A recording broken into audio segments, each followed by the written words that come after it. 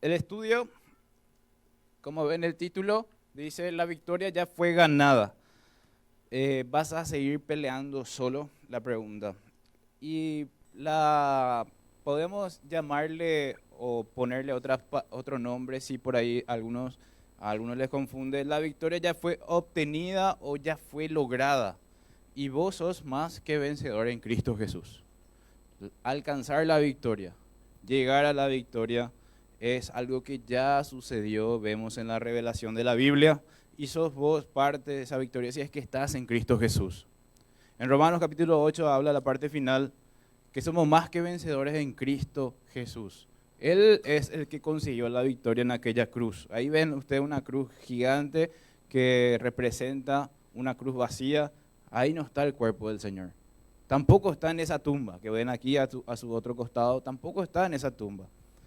Estuvo ahí momentáneamente y volverá a reinar por los siglos de los siglos. Así que la idea es entender que Él triunfó y nosotros con Él tenemos esa victoria. Y si hoy estás aquí por primera vez, hoy venís, te invitaron, estás escuchando este mensaje por primera vez y dentro tuyo decís, no sé, no me siento victorioso, no siento ser parte de Cristo. La única forma de ser parte del Señor es escuchar su llamado. Y hoy te llama el Señor.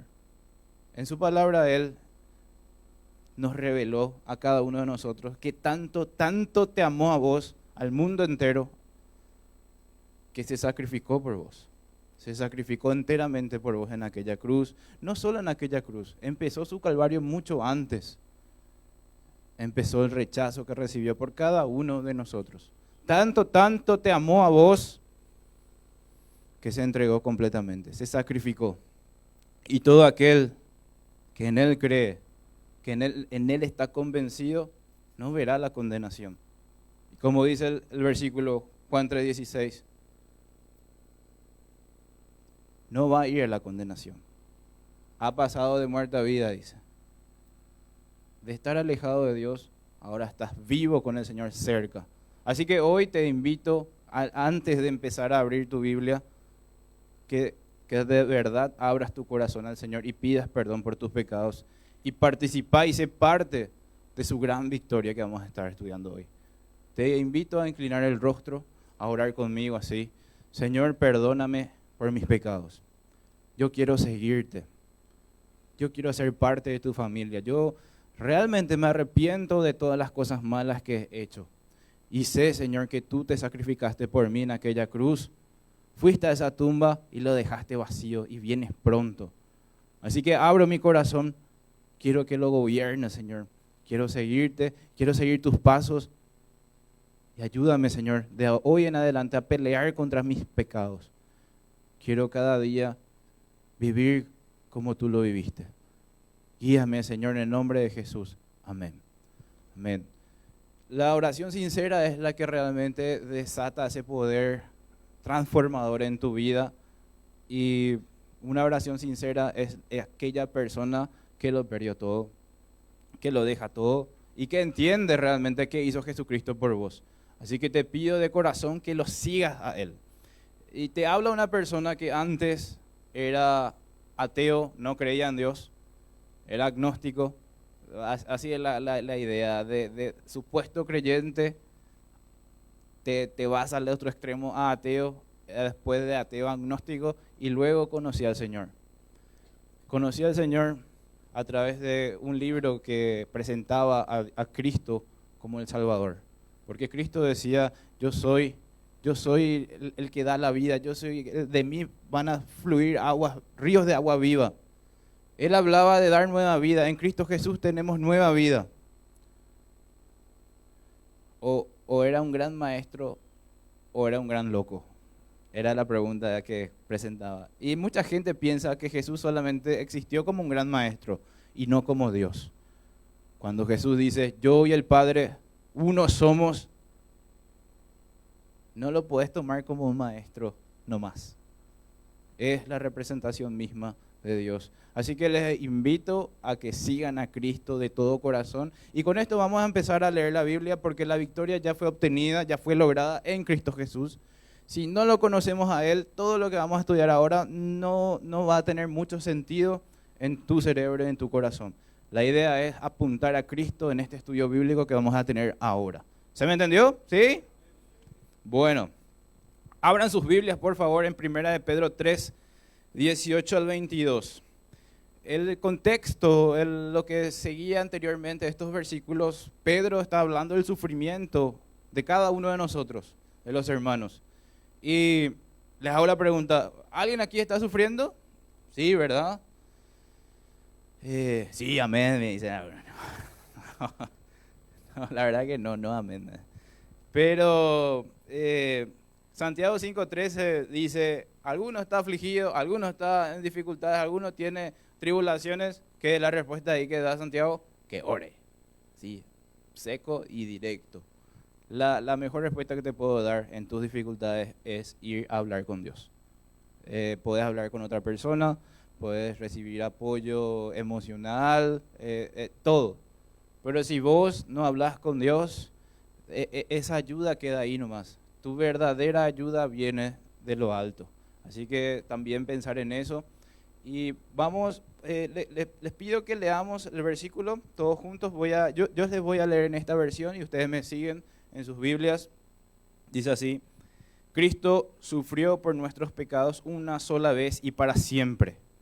Está haciendo el hilo Pedro del sufrimiento que nosotros estábamos teniendo, que ellos estaban teniendo, y todos nosotros, y ahora sigue adelante con el sufrimiento de Cristo. Cristo sufrió por nuestros pecados una sola vez y para siempre. Él nunca pecó, en cambio, murió por los pecadores para llevarlos a salvo con Dios. Sufrió la muerte física, pero volvió a la vida en el Espíritu. Por lo tanto, fue a predicarles a los espíritus encarcelados, esos que desobedecieron a Dios hace mucho tiempo, cuando Dios esperaba con paciencia. Mientras Noé construía su barco, solo 8 personas se salvaron de morir ahogadas en ese terrible diluvio. El agua del diluvio simboliza el bautismo que ahora los salva a ustedes. No por quitarles la suciedad del cuerpo, sino porque responden a Dios con una conciencia limpia. Y es eficaz por la resurrección de Jesucristo. Ahora Cristo ha ido al cielo. Él está sentado en el lugar de honor, al lado de Dios y todos los ángeles. Las autoridades y los poderes aceptan su autoridad. Él gobierna por encima de todo. Por encima de todo. Así que queremos recibir esta ayuda práctica de Pedro, en lo que escribió Pedro, inspirado por Dios, para cada uno de nosotros, ustedes y para mí, esta ayuda para seguir adelante, animar a cada uno de nosotros en nuestras dificultades, en los días difíciles que tenemos. Ahí ven, en esta sección de lo que empezamos a leer, el apóstol Pedro aparta la mirada de sus hermanos en la fe, que están afligidos y temerosos, para ponerla en la realidad objetiva del Salvador victorioso. Del Salvador victorioso. Ahí ven, completo lo que les acabé de leer. Aparta la mirada, ahora miren a Cristo, que también sufrió, pero Él es diferente. Él sufrió por nuestros pecados. No es que por culpa de algo que Él hizo mal. Porque muchas veces nosotros tomamos decisiones que nos llevan a sufrir y decimos a Dios, ¿por qué me pasa esto? Y yo luego hago tonterías, macanada, qué sé yo. Ustedes se darán cuenta, se recordarán las decisiones que tomaron que les llevó a recibir un gran dolor. Muchas veces no tiene nada que ver con pruebas ni nada, sino que con nuestras propias decisiones. Y me recuerda esta la frase, ven a Cristo y tus problemas se acabarán, dicen. ¿Escucharon esa frase alguna vez? No es cierto del todo, pero sí tiene algo de verdad. Tiene algo de verdad en el sentido de que nuestras decisiones tontas aminoran. Algunos problemas que yo mismo me causaba están desapareciendo porque sigo a Cristo ahora. Ahora vienen otros tipos de problemas, otras persecuciones por seguir justamente a Cristo. Y ven ahí, La obra exitosa de Cristo y su coronación triunfante es el fundamento para la esperanza y confianza en nuestra vida. Nuestra confianza, nuestra esperanza. Como siempre repito, esperanza es una unión de dos palabras, esperar con confianza, esperar convencidos de lo que va a suceder, es así, es real, porque te lo reveló Jesús en su Biblia, te lo reveló Dios. No hay una forma de tener duda en lo que Dios te está hablando a vos y a mí a través de su palabra. Esa es la esperanza. Recalco esto porque hoy en la actualidad pues se usa la palabra esperanza con algo así como tengo esperanza de que mañana llueva y realmente querés que llueva, pero no es una esperanza, no estás convencido que va a llover. Por eso esa palabra esperanza en la Biblia significa totalmente otra cosa, es convencido totalmente de que va a suceder sí o sí. Por eso les animo a que entiendan esas palabras como es en la Biblia. Seguimos, el punto 1. Arrancamos en sus bosquejos, así que tener la esperanza y confianza en Jesucristo es lo que en este presente nos ayuda a avanzar confiadamente. Punto 1. Cristo murió abriendo el camino al cielo. Ahí ven en sus bosquejos, le está subrayado lo que tenemos que ir completando. Y en el versículo 18 dice, porque también Cristo padeció una sola vez por los pecados, el justo por los injustos, para llevarnos al cielo. Yo soy el camino, la verdad y la vida, recuerdan ese versículo, ¿cierto? Nadie viene al Padre sino por mí. Él es el camino. Él es el único camino, no hay otro camino. No podemos buscar a Dios en otro lugar. Solamente podemos encontrarnos con el Padre en Jesucristo. Y recordemos de vuelta lo que les dije, yo y el Padre uno somos, te está diciendo Jesús. Para encontrar la salvación, para encontrar la redención, para encontrar todo el sentido de la vida, solamente lo encontramos en Cristo Jesús, que nos lleva al Padre. Bueno, ahí está el versículo que les acabé de leer, que para llevarnos a Dios es, y aunque a veces el versículo completo, esta es la primera parte nada más que leímos, a veces leer completo este versículo hay algunas personas que hay ciertas palabras que traen confusión, pero eso vamos a verlo adelante, vamos a ir viendo más y más. Dice ahí en la pantalla, les leo, lo que Pedro presenta es que aun cuando el cristiano se ve obligado a sufrir injustamente por su fe, no está haciendo más que recorrer el camino que anduvo su Señor y Salvador. Cada uno de nosotros cuando empieza a sufrir injustamente por causa de Cristo, recuerden y recuerdo que estamos viviendo los pasos de nuestro Señor.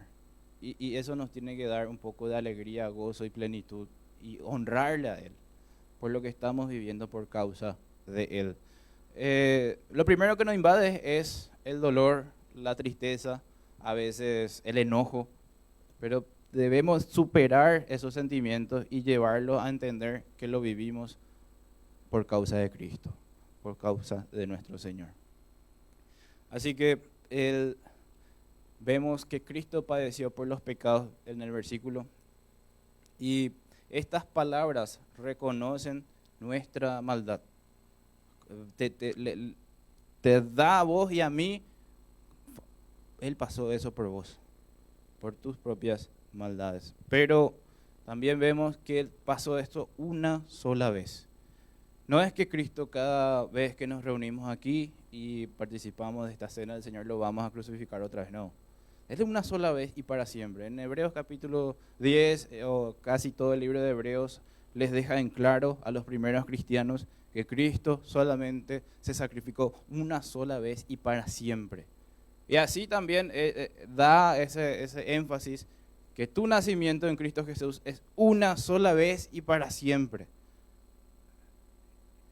No hay el desnacer. Igual que en la vida física. Vos naciste y no vas a desnacer. Lo que nos espera a continuación es partir de este mundo. Y eso es para otro tema. Así que una sola vez Cristo padeció por nosotros, el justo por los injustos. Y esa una sola vez, recuerdo en Juan 19:30, pueden anotarlo ahí en sus bosquejos, en Juan 19:30, Él grita, consumado es. ¿Recuerdan esa palabra? Tetelestai. La deuda fue pagada. Y yo les traigo a la memoria, ¿alguna vez cancelaron alguna deuda que tenían? ¿Cómo se siente ese día siguiente? Uh, uh, por fin. Y más si tenés deuda de 10, 15 años, paga tu casa, qué sé yo, o algo, o deuda de otra persona que saliste de garante y tuviste que hacerte cargo. Y vivís un calvario en eso y llega al final, recibís tu documento que pagaste todo, qué dulce sueño es esa noche, ¿verdad? Cuando Cristo proclama consumado es, el mundo entero recibió esa cancelación. El mundo entero, hablo de las personas que depositan su fe en Cristo Jesús. De vuelta, como al principio dije, puede ser parte de este grupo de personas que Cristo salvó, depositando tu fe en Él. Él te llama, no ignores su llamado.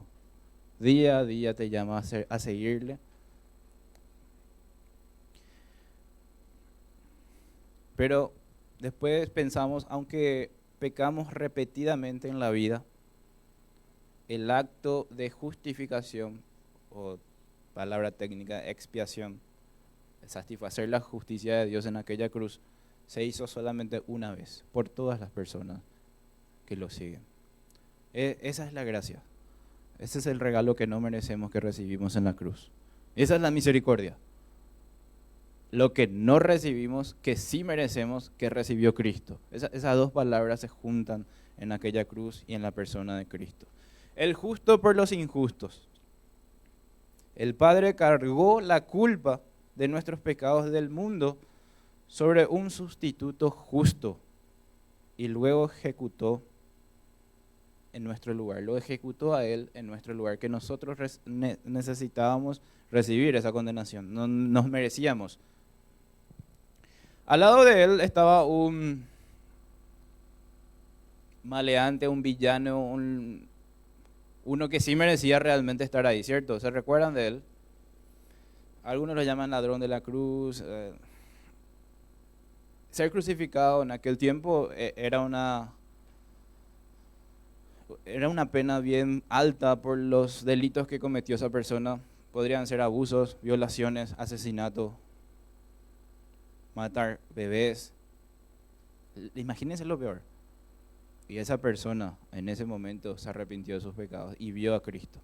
Abrió su corazón y Jesús le dijo, hoy mismo estarás conmigo en el paraíso. Así que a veces pensás, no, Dios no me va a perdonar. Le perdonó al peor de todos. Y yo no creo que vos estés a ese punto de decir, no, yo soy el peor de todos. Si ponemos a pensar, no, Hitler es peor que yo. No, Osama Bin Laden es peor que yo. No, y seguimos, ¿verdad? Así que sacate de la mente cuando pensás, no, Dios no me va a perdonar por lo que hice. Él está con los brazos abiertos y recordá estas imágenes, ese clavo, ese martillo, esa cruz, esa espina, ese dolor que Él pasó por vos. No menosprecies el sacrificio que hizo Jesús por nosotros para llevarnos a Dios. Él nos presenta a Dios. Él nos lleva a Él, al Señor. Y Pedro usa esta imagen, esta idea, para describir a Jesús como la persona que está verificando su derecho como miembro de la familia de Dios por la fe en su muerte y resurrección y pago de nuestros pecados. Él te confirma con el Espíritu Santo, te da el certificado de nueva vida en Cristo Jesús con el Espíritu Santo que gobierna ahora tu corazón. Y te puedes preguntar, ¿cómo sé que ahora el Espíritu Santo está en mi vida?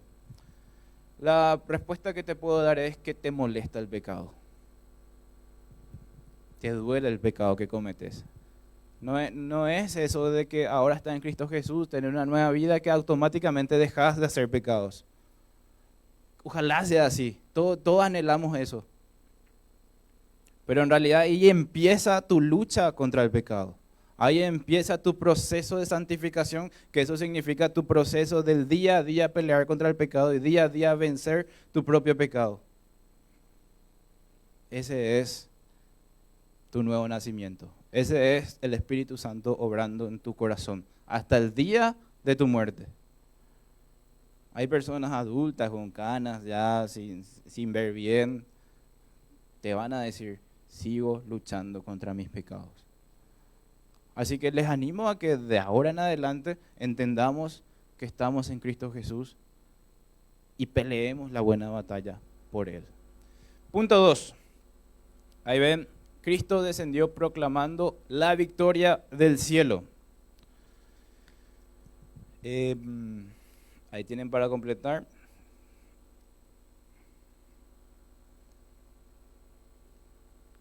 En el versículo 18 continúa diciendo, siendo a la verdad muerto en la carne, pero vivificado en el espíritu. En espíritu, dice el versículo en Reina Valera. Y ven en pantalla, cuando Jesús murió en la cruz, recordará que le dijo a Dios Padre, en tus manos encomiendo mi espíritu. Lucas 23:46 añade, habiendo dicho esto, expiró. Él pasó una muerte real. A veces pienso que si siendo Dios pudo apagar su propio dolor, pudo apagar sus nervios, Él es el creador de todo, conoce exactamente cómo funcionan los nervios en tu cuerpo, tipo apagar un interruptor prendido, apagado de dolor. Ojalá tuviéramos nosotros, ¿verdad? Al momento de entrar en algún sanatorio, esperar apagar tu dolor. No. Él completamente vivió esa experiencia horrorosa por vos y por mí. Pero la idea de recordar eso es que vivamos para Él. Que nuestras pisadas sean realmente, que honren su vida, que honren su sacrificio y esperar por su venida. Sigue adelante. Fue una muerte real, porque Jesús era un ser humano real. Él era tanto Dios como hombre. No era un fantasma habitando un cuerpo, era verdaderamente de carne y hueso, como ven ahí en pantalla. Él podía morir porque era humano, él podía morir y pagar la pena por todos sus pecados y los míos porque él era Dios. Las dos cosas. El ejemplo más, vamos a ponerle chistoso que suelo poner es en la cancha de fútbol. Cuando vos recibís una patada de alguien, te duele, ¿verdad? ¿Y qué querés hacer? Automáticamente darle otra patada también. Tipo devolverle, hacer justicia. Pero ¿qué pasa cuando le perdonas? Te quedas con el dolor, ¿cierto? Le dejas ir a tu socio, a tu capé. Pero vos recibiste la injusticia, recibiste el dolor. El Padre, en su perdón, Dios, al perdonarte, recibe la ofensa en Cristo Jesús. Por eso es el gran sustituto. Un inocente por un no inocente. Recordar perfectamente que nosotros fuimos salvados por Él. Él era Dios y Él era hombre, por eso pudo llevar adelante ese sacrificio. Ahí vemos, Pedro está apuntando o está a punto de contarnos algo de lo que Jesús estaba haciendo después de morir en la cruz y antes de resucitar de la tumba 3 días después. Siguiendo el versículo del versículo 18 y vemos hasta el 20, dice, me siguen en sus Biblias, dice, siendo a la verdad muerto en la carne, pero vivificado en espíritu, en el cual también fue y predicó a los espíritus encarcelados, los que en otro tiempo desobedecieron, cuando una vez esperada la paciencia de Dios en los días de Noé, mientras se preparaba el arca. Espíritus encarcelados, ¿cierto? Fue a predicar, les dice, en la traducción Reina Valera. Pero vamos a entender bien lo que está hablando este versículo. Algunos piensan que bajó a los infiernos, le predicó a las almas que estaban en el infierno de aquel momento, etcétera, etcétera. Tiene sentido de acuerdo a esta traducción, pero no es lo que Pedro está hablando. ¿Y cómo sabemos eso? A través de toda la carta de Pedro. De lo que él está hablando anteriormente, él habló de un tema muy particular que vamos a poner aquí en pantalla para que nosotros entendamos. Y hay que seguir el hilo del mensaje de lo que está hablando Pedro para comprender ese versículo. Podemos sacarlo de contexto fácilmente porque hoy día pues vemos muchas películas, Constantine, por ejemplo, lo que vieron, Constantine que baja al infierno, que va al cielo, etcétera, etcétera. hace muchas piruetas, el ganador, y así a veces lo queremos personificar a Cristo en estas cosas, pero no es lo que pasó, no es lo que sucedió ahí que bajó al infierno y todas esas cosas. Otra cosa es lo que sucedió y vamos a ver. Dice ahí, Jesús está vivo en el Espíritu y está predicando a los espíritus. ¿Quiénes son? Esa es la pregunta, ¿quiénes son estos? Y la palabra aquí traducida espíritus no se usa para los seres humanos, excepto una vez cuando se refiere a los espíritus de los justos. Eso está en Hebreos 12:23. La palabra encarcelados, bueno, espíritus no son almas humanas. No son para nada almas humanas, están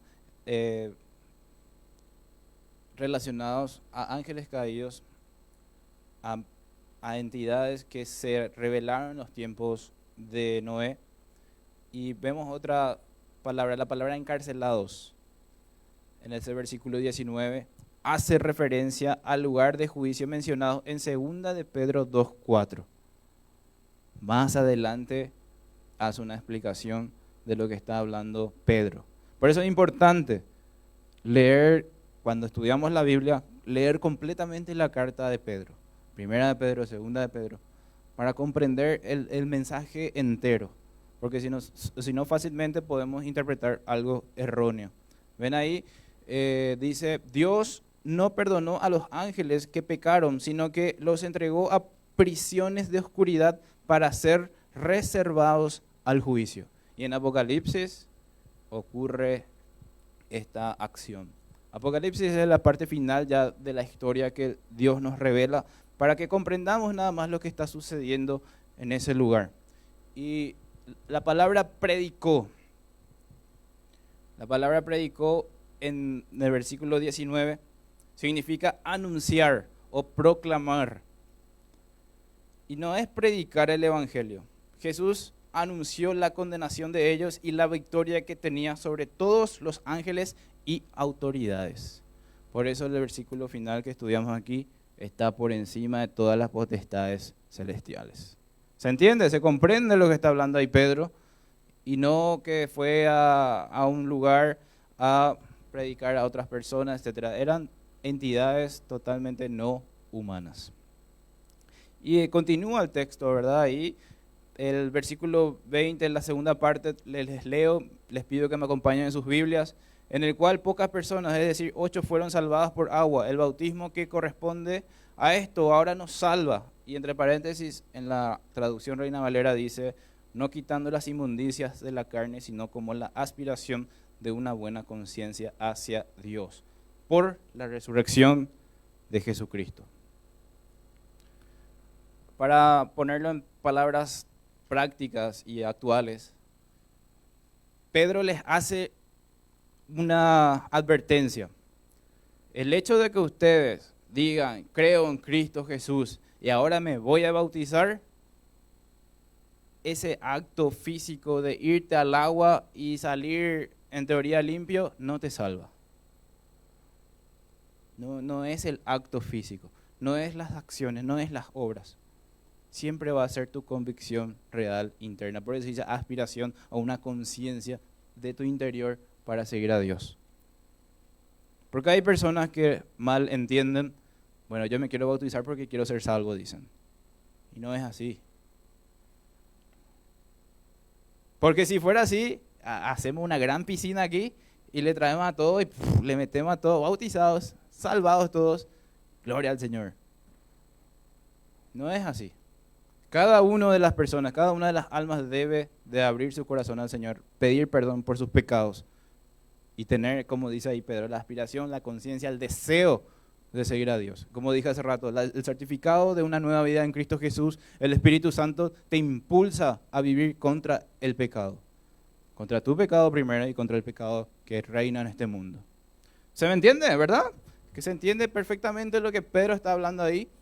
Y como vemos ahí, traté de ponerle la imagen del arca, los animales que se vean, ¿verdad? Justamente nuestro pastor y su esposa estaban en Turquía, donde fue a parar el arca, en el monte Ararat. Ni bien se descubrió el arca, el enemigo, vamos a llamarle, rodeó la zona y no permitió que nadie se acerque. Hasta ahora está en un lugar prohibido.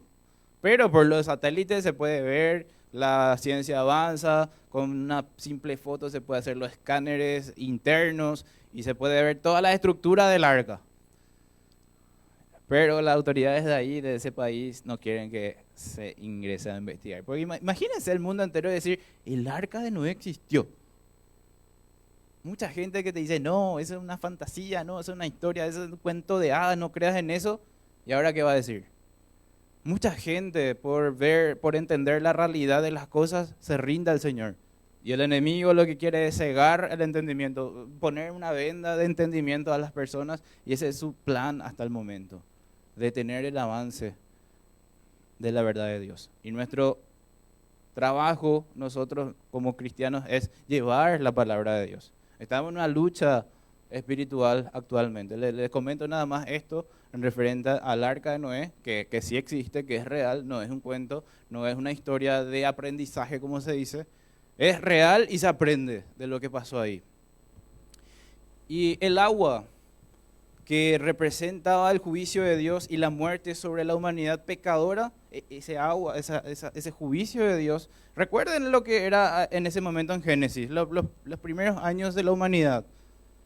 Digo primero porque pasaron cientos de años, ¿verdad? Pero el inicio de la humanidad, ¿qué decía Dios? Ustedes solamente hacen cosas malas, su corazón se despierta y su corazón empieza a maquinar maldades. Estoy podrido, dice básicamente Dios. ¿Alguna vez no se sintieron así, de ver tanta maldad alrededor de ustedes? Estoy harto. Y le inunda a ustedes, a mí al menos les comento personalmente, a veces me inunda la maldad y quiero decir, ¿cómo quiero ser una especie de justiciero anónimo y subirme y cortar cabeza a los malos? Te convertí en malo, de vos. Ahora que tengo una hija peor, guarda. Nada, mentira. Es una reflexión más que les hago. Pero el que era dueño del juicio ejecutó su juicio, ejecutó realmente el barrido. Dios halló gracia en la vida de Noé y le concedió a toda su familia subirse al arca. En Hebreos capítulo 11, versículo 2 en adelante, habla cómo Noé construyó el arca, cómo la fe de Noé salvó a la humanidad. Como ven, como está escrito ahí, el agua que representa el juicio de Dios, el agua tenía que matar a la humanidad. El juicio de Dios que tenía que matar a esa humanidad pecadora levantó el arca donde Noé y su familia estuvieron a salvo y no se ahogaron con los demás. Traten de ver esa imagen. Lo que mandó Dios a aniquilar la humanidad, el juicio de Dios, eso mismo levantó el arca. Es la creación de Dios, el plan de Dios es perfecto. Y aquí vemos el primer juicio que recibió la humanidad. ¿Cuál es el segundo juicio? Después de esto se ve el arco iris. Una vez pasa todo esto, se ve el arco iris, más o menos lo que recuerdan la historia. Ven el arco iris, que ahora mismo se adueñaron los LGTB. No puedo decir eso, ¿verdad? En cámara. Los no sé, CITV, así vamos a transgiversar. La marca LG, ya diciéndose, LG TV. Vos ponés, ayer hice un estudio bíblico y quise poner la foto de una persona orgullosa. Puse orgullo nomás en Google, en una herramienta de diseño, puse orgullo y me empezó a salir arco iris por todos lados. ¿Y qué onda? Me dije yo. Ahí después entendí el orgullo, qué significa actualmente. Imagínense, la palabra orgullo ahora se utiliza para eso. La palabra arco iris se utiliza para eso. Y realmente, cuando ustedes ven un arco iris, díganle a la persona, oh, estás representando el juicio de Dios. Estás representando la paciencia de Dios. Porque Dios le dijo a Noé, cuando veas este arco iris, recordá que ya no voy a presentar mi juicio a este mundo con agua. Recordá mi paciencia. Recordá la promesa de Dios. Y Lo interesante y a veces a mí me asusta es que Dios te dice después en 2 de Pedro capítulo 3 versículo 10 que vamos a llegar a eso. El juicio de Dios ahora viene con fuego, ya no es con agua. Y Pedro de vuelta vuelve a nombrar esta situación de Noé, que fue el juicio con agua. Ahora viene el fuego, dicen. Ahora va a aniquilar todo. Y eso vemos en Apocalipsis. Y estamos ahí en el versículo 9.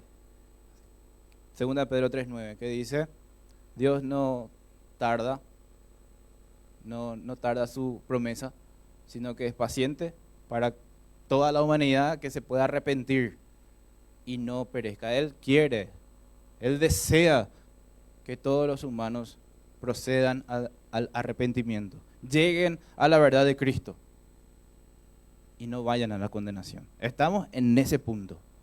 Estamos en breve a iniciar el versículo 10, el juicio de fuego. Así que pensemos en la oportunidad que todos nosotros tenemos de hablar de la verdad a las demás personas y que vengan a Cristo para seguirle a Él. Y como dije hace rato, sus problemas se terminarán, los problemas de sus propias decisiones malas se terminarán y empezarán otras, pero el nuevo vivir, el nuevo gozo, la nueva vida en Cristo Jesús te da plenitud completa. Pero bueno, seguimos aquí. El agua representa el juicio. Eso es lo que debería aniquilar, pero levantó al barco. Y vemos más adelante, cuando alguien se sumerge en el agua del bautismo, también está rodeado por lo que representa el juicio. Esa agua representa la muerte y la tumba, pero el creyente está en él, que está en el arca, es decir, está en Cristo. Está en Cristo. Así que no entendamos bien que la imagen del arca de Noé es una imagen de Cristo. El arca lo cerró Dios, no fue Noé el que cerró el arca. Y un día se cerrará también la puerta de ir a Cristo. La puerta está abierta. Los brazos del Señor están abiertos. Corramos a Él. Llevemos a más personas a Él para que de verdad vivan la vida real que Él preparó para cada uno de nosotros. Dice ahí, y debido a que ha puesto su fe en Él, tampoco se ahogará en el juicio final y venidero de Dios. Ese es el juicio que les hablé. Hay otro juicio que viene. Yo normalmente cuando leo la Biblia les digo, hay 3 juicios. Un juicio, el arca de Noé, ¿sí? El agua. El segundo juicio, que no está en ningún lado, les comento ahora, es, cayó en Jesucristo. Toda la justicia de Dios cayó en Jesucristo para que nosotros seamos liberados. Y el tercer juicio viene con el fuego. Así que entendamos que el segundo juicio del Señor padeció Jesucristo por cada uno de nosotros, para ser libres realmente. Punto 3, vamos terminando. Cristo resucitó y ascendió demostrando la supremacía del cielo. Versículo 21 hasta el 22 dice, por la resurrección de Jesucristo, quien habiendo subido al cielo está a la diestra de Dios y a Él están sujetos ángeles, autoridades y potestades.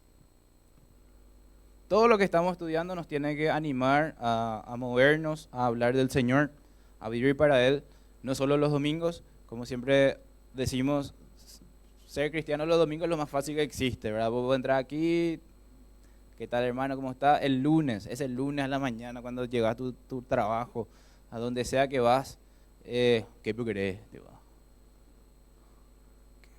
Todavía no tomé mi café. Sino de mostrar alegría, es el lunes a la mañana, tener ese deseo del corazón de servir al Señor. Lunes a viernes es donde se sirve al Señor, lunes a sábado. Aquí domingo vení y recarga tu fuerza. Aquí domingo vení a invitar a todas esas personas que hablaste de lunes a viernes. Tu familia, tu ser querido, a todos. Por eso todo esto que estamos estudiando es para eso. Toda vez que estudiamos la Biblia, estudiamos a Dios, más queremos a nuestro prójimo. Eso es lo que se entiende también como ese conocimiento de la cruz. Nuestro acercamiento con Dios, ese primer tronco, nos conecta con Dios y el segundo tronco nos conecta con las personas. Si no tenemos el primero, no vamos a tener el segundo. Quererle al Señor, amarle al Señor es amar a su pueblo. Así que pensemos en eso mientras vamos aprendiendo sobre esto.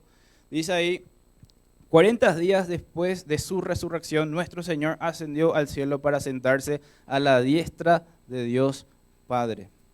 Y estar a la diestra de Dios Padre en el trono es una expresión de poder. Todos sabemos el poderío que tiene Jesucristo. No hace falta mucho entrar en esta descripción o profundizar sobre eso, porque sabemos quién es el Rey de Reyes, el Señor de Señores. Todo ángel le responde a él. Justamente Jesús le dice a Pedro cuando le cortó la oreja: yo puedo mandar 12 legiones de ángeles si quiero, no hagas eso. No, lo mismo de vuelta a nosotros también nos puede decir eso. No nos moqueteemos con nadie por Dios. No lleguemos a las piñas, como se dice, por Cristo Jesús. Porque ese no es el llamado. Ese no es el llamado para nada. Cuando llegamos a los golpes, a las discusiones, a querer de alguna forma discriminar a otra persona, ese es el pecado actuando en tu vida y no en Jesús. Siempre actuemos como el Señor Jesús actuó. Él es nuestro modelo a seguir. Seguimos viendo. Pedro estaba escribiendo a personas que estaban sufriendo por Cristo. Y la pregunta es aquí: Pedro te escribe a vos. Cuando lees ese versículo, ¿realmente te sentís parte de eso? Y si no es así, te invito a que hables con Dios. Señor, yo quiero sufrir por vos, y no al revés. No quiero hacerle sufrir a otra persona. Yo quiero realmente vivir para ti. Y cuando nosotros vivimos para el Señor, estamos viviendo en contracorriente de este mundo. Y cuando nosotros estamos a la inversa de lo que el mundo está yendo, vamos a recibir los piedrazos. Vamos a recibir muchas dificultades. Le pongo un ejemplo, ¿verdad? En tu trabajo te van a decir: mentile a esta persona. Te voy muy directo nomás ya. Pero sutilmente, así camuflado, te van a decir: mentile a tu cliente, mentile a tu jefe. Y vos tenés que pararte firme y decir: no, claro que puedo mentir, pero no quiero. Yo no soy así. Yo tengo mis convicciones. Yo soy un seguidor de Cristo. Primero soy un seguidor de Cristo y luego mi nombre. Porque Él compró mi vida en la cruz. No me pertenezco a mí mismo. Así que si vos me querés hacer algo malo, no lo voy a hacer. Es un ejemplo muy casi común que a veces sucede. Decirle que no estoy y está ahí, ¿no? La persona. O poner nomás el número ahí que sea igual y ya está. Nadie se va a dar cuenta. Varias cosas, ¿verdad? Que ustedes van a traer a la memoria que deben plantarse. De ahora en más en adelante no hacer más eso, sino que vivir en integridad aun cuando nadie te ve. Digo nadie te ve, pero en realidad Dios te ve siempre. Ten en cuenta que Dios te ve siempre. Ahora mismo te está viendo. Te está viendo y te está observando.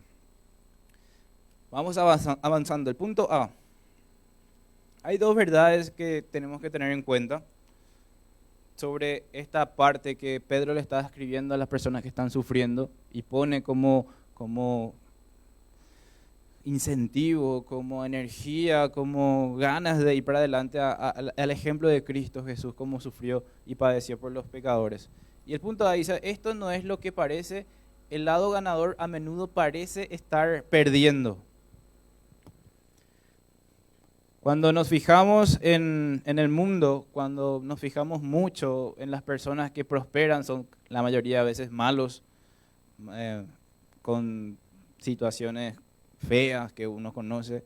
A veces se desanima porque dice: yo quiero lo que él tiene, pero no quiero ser como él, pero a él le va bien y a mí me va mal, etc. A veces nos podemos desanimar por esas cosas, pero no es así. Lo que el enemigo a veces te lo requiere el triple y el sufrimiento es horroroso. Y hay que recordar solamente a Cristo en la cruz. Y recordar también a Noé. Nadie escuchó, todos se burlaban de lo que Noé estaba predicando, hablando, que venía el diluvio. Y todos los demás eran los winners, los ganadores. Y Noé era el loco. Cristo, siendo escupido, maltratado, era el perdedor. Pero vemos quién es el triunfador. Vemos en Noé, vemos en Cristo, hay muchos ejemplos más de la Biblia. Ahí vemos, se burlaron de Noé y esa arca iban a burlarse de usted y su Salvador. Puede que esté rodeado, pero está a salvo en el arca de Cristo para siempre. Para siempre. Siempre recordá que tu alma es inmortal. No tiene final. Tiene un inicio, pero no tiene final.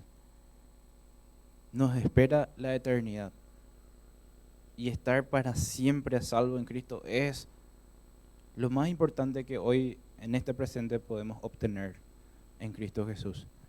Nunca olvides que vamos a ir a un lugar eterno. Depende mucho de nuestra decisión si es junto a Dios o es en otro lugar. Punto B.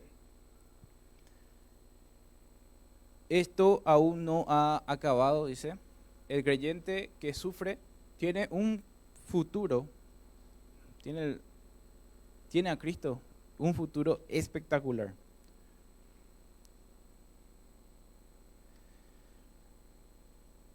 De eso hablé al principio, la esperanza. La victoria ya ha sido ganada, la victoria ya ha sido obtenida, ya fue lograda esa victoria, esa batalla ya fue vencida por Cristo en la cruz. Consumado es, tetelestai, tu deuda fue pagada, ya sos una persona victoriosa en Cristo Jesús.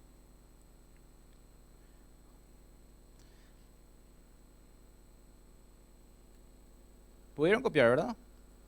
Ahí tenemos la pregunta, un futuro espectacular, ¿cómo podemos estar tan seguros? Porque Cristo murió, descendió, resucitó y ascendió, Él venció y nosotros con Él. No tenemos otra persona más importante en nuestras vidas que el propio Señor Jesucristo, dándonos ejemplo de su victoria.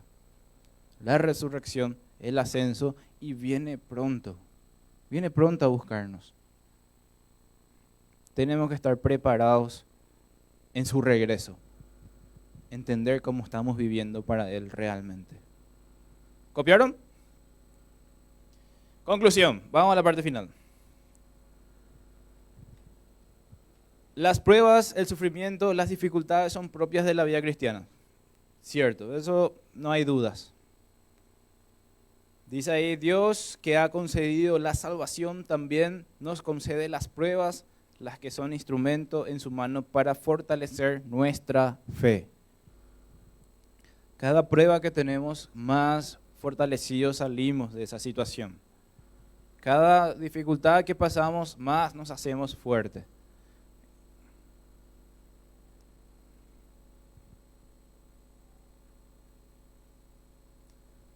Seguimos, ahí vemos en Filipenses 1:29 que dice, porque a vosotros os he concedido a causa de Cristo, no solo que creáis en Él, sino también que padezcáis por Él. Así que si realmente vivís para el Señor, vas a llegar a sufrir por Él.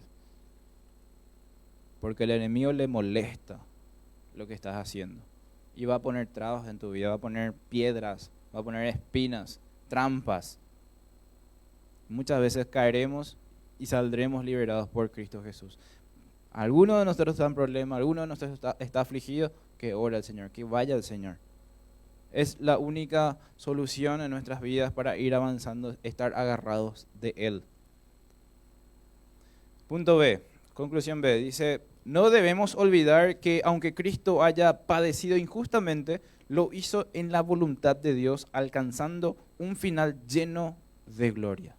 Lo que vimos en el versículo 22 del capítulo 3. Sentado en lo más alto, a la diestra de Dios. A Él responden todas las potestades, todas las entidades celestiales. Él es el Todopoderoso. Quiero leerles una historia para terminar esto, para que entiendan lo que vamos a cantar a continuación en breve. Estas personas son la historia de la canción Porque Él Vive. ¿Conocen esa música? Vamos a cantarlo en breve. Y quiero que entiendan por qué de estas letras. Escrito por Bill y Gloria Gaither, dice. Y les leo, y dice: ella y Bill se acercaban al nacimiento de su tercer hijo. Su mente estaba llena de temores sobre cómo este niño y sus otros dos hijos podrían afrontar la vida en un mundo que en ese momento era un caos. 1960. Pasó muchos años y empeoró el caos de lo que estamos ahora. Ella escribe en su relato, dice: soy esposa y madre, y en plena convulsión de los años 60 esperábamos nuestro tercer hijo. La cultura de las drogas estaba en pleno auge, el pensamiento existencial había saturado todas las áreas de nuestro pensamiento estadounidense en su país. Las ciudades bullían de tensión racial, era racismo puro, y la afirmación de que Dios había muerto se había entrado de forma alegre en todo el sistema educativo. El ateísmo surgía, las drogas surgían, el racismo, ni qué decir. Explica que Bill había estado, su esposo tenía una enfermedad que se llamaba mononucleosis, una especie de, los síntomas igual que el dengue. ¿Alguna vez si sufrieron dengue? Ese dengue fuerte, que te duele todo, no puedes moverte y todas esas cosas.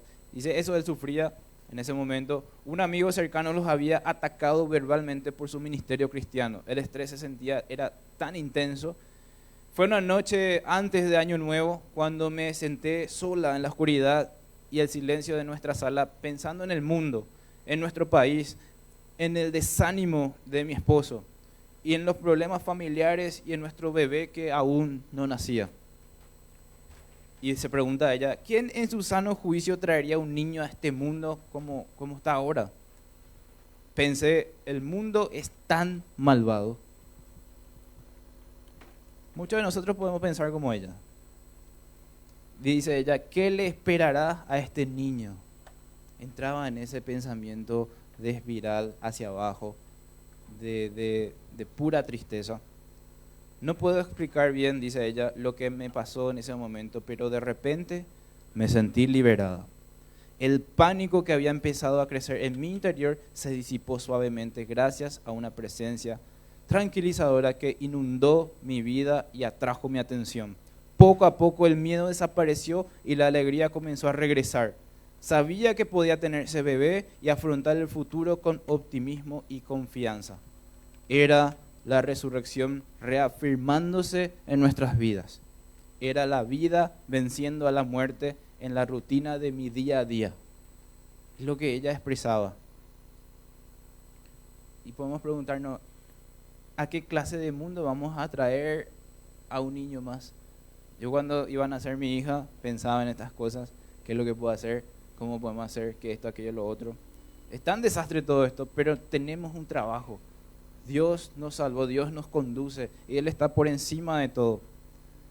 Quizás es algo que uno también se pregunta al ver nuestro mundo actual sobre nuestros hijos, y la respuesta que ellos recibieron en oración fue, aclaro bien esto, en oración, porque de vuelta al principio dije, alguno está afligido, algunos tienen problemas, algunos están en dificultad, algunos pasa algo, hable con Dios. Y ellos hablaron con Dios y la respuesta fue, porque Él vive, puedo enfrentar el mañana. Una tumba vacía prueba que mi Salvador vive. Este pequeño podrá enfrentar días inciertos, pero Él avanzará porque Él vive, porque Cristo vive. Imagínense todo el contexto de esa música que van a cantar ahora. Las almas que escribieron esa canción y que nos conducen a nosotros a adorar al Señor. Realmente entender que Él vive, vamos a poder triunfar mañana. El mensaje completo que Pedro estaba dándonos, el mensaje completo que vamos a encontrar en la palabra de Dios es que nuestro Dios ha ganado. La victoria ya fue obtenida. Nuestro Dios es victorioso y nosotros con Él. Y te invito a que seas parte de esa palabra nosotros. Te invito una vez más que que abras tu corazón al Señor. Nosotros estamos con Él. Así que podemos aferrarnos a una verdadera esperanza. Luchemos por tener una esperanza que no se rinde. Luchemos por esa esperanza, por esa espera con confianza, convencidos de lo que Cristo ha hecho y lo que está haciendo en tu vida. Así que les animo a ponerse de pie, todos comprendiendo este mensaje que Pedro te dio, escrito por Dios, inspirado por Dios. Dios te habló a vos y a mí en su palabra. Tengamos confianza en Él. Oremos y luego cantamos. Señor, damos gracias por lo que tú, Señor, nos hablaste hoy. En esta carta de Pedro que tú, Señor, inspiraste a él para que lo escriba, escuchamos tu voz, escuchamos tu palabra que nos consuela y que nos anima a seguir adelante. Tú, Señor, sabes todo nuestro sufrimiento, nuestras dificultades que estamos pasando y nos anima de todo corazón a seguir adelante. Nos muestras que has vencido. Tú estás en la diestra de Dios Padre Todopoderoso. Estás gobernando, Señor. Y sabemos que vienes pronto. Dejaste esa tumba vacía. Al tercer día mostraste al mundo entero tu gran poderío, que todas tus palabras que estabas hablando era verdad y hoy retumban todavía en nuestros corazones. Porque tú vives, Señor, tenemos la confianza que un día, mañana, estaremos contigo para siempre. El triunfo está asegurado, Señor, en ti. Entregamos nuestros corazones a ti, Señor, agradecidos totalmente por el sacrificio, las bendiciones que nos estás dando. Gracias, Dios, por llamarnos y ser tus hijos verdaderos. Te alabamos y te honramos en el nombre de Jesús. Amén.